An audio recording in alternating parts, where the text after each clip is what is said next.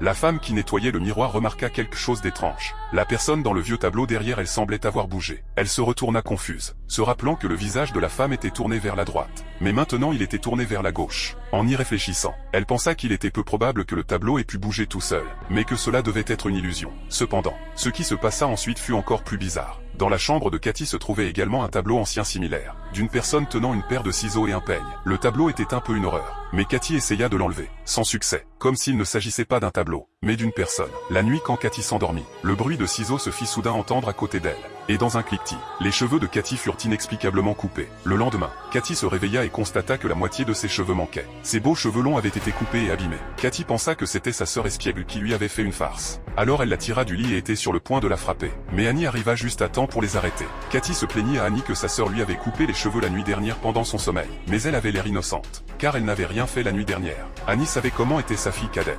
Mais peu importe combien elle essaya d'expliquer, Annie ne la crut pas, et exigea qu'elle s'excuse auprès de Cathy, sans se rendre compte qu'elles avaient toutes les deux eu tort. La nuit suivante, Cathy s'apprêtait à se brosser les cheveux et à se coucher, quand elle entendit soudain ce qui ressemblait à des ciseaux, parce que ses cheveux avaient été coupés sans raison apparente, et qu'elle était très sensible au bruit des ciseaux. Quand elle tourna la tête pour regarder derrière elle, elle vit le tableau des ciseaux et du peigne sur la table de chevet, et maintenant ce tableau la mettait très mal à l'aise. Alors elle trouva un morceau de tissu blanc pour cacher le tableau. Au moment où elle s'endormait, le bruit de ciseaux qui cliquent se fit à nouveau entendre à côté de Cathy, et une main s'étira de derrière le tissu blanc, coupant lentement les cheveux de Cathy. Quand Cathy se réveilla, la main retourna dans le tissu blanc et disparut. Quand Cathy se réveilla, elle toucha ses cheveux coupés, et pensa instantanément à sa sœur espiègle. Cependant, au moment où elle allait sortir pour donner une leçon à sa sœur, elle trouva que c'était un peu déraisonnable, que sa sœur n'aurait pas pu venir dans sa chambre la nuit quand il faisait si sombre dehors. Ou y avait-il quelqu'un d'autre dans sa chambre?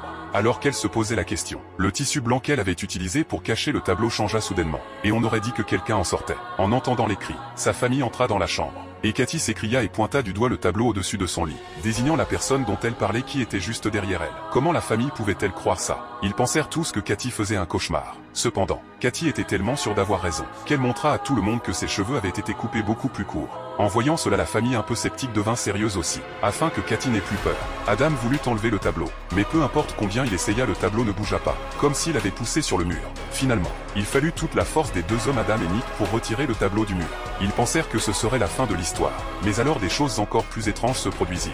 Anne dormait la nuit quand elle entendit quelqu'un courir dans la maison. Au début, elle pensa que c'était sa fille cadette qui ne dormait pas, mais quand elle sortit de sa chambre pour vérifier, elle vit un enfant sauter dans le tableau, et ce n'était pas sa fille Lucie, mais la personne du tableau original FF. Quand elle a allumé sa lampe de poche, elle s'est rendue compte que le garçon était la personne du tableau, ce qui signifiait que la personne du tableau venait de s'enfuir. Anne a regardé le tableau d'un air incrédule. Elle s'est même demandé si elle venait de faire du somnambulisme. Elle a secoué la tête pour s'éclaircir les idées. Mais à ce moment-là, le portrait derrière elle a bougé. En entendant cela, Annie a de nouveau été surprise. Le petit garçon qui était dans le tableau avait disparu, comme s'il avait vraiment joué à cache-cache avec elle. Annie a poursuivi le garçon jusqu'à la cuisine, où il a disparu dans les airs. À ce moment-là, une porte à proximité a soudainement été ouverte par une force mystérieuse. Annie était curieuse et est allée vers la porte. Mais elle ne savait pas que le garçon se cachait sous le placard derrière elle. Et puis quelqu'un l'a poussé par terre. Quand elle s'est réveillée à nouveau, elle s'est retrouvée inconsciente dans le sous-sol. Et une femme avec des griffes acérées est lentement sortie. Quand Annie a crié et a allumé sa lampe de poche, la femme avait disparu. En entendant le bruit, Adam et les autres se sont précipités en bas. Et Annie leur a raconté ce qui lui était arrivé,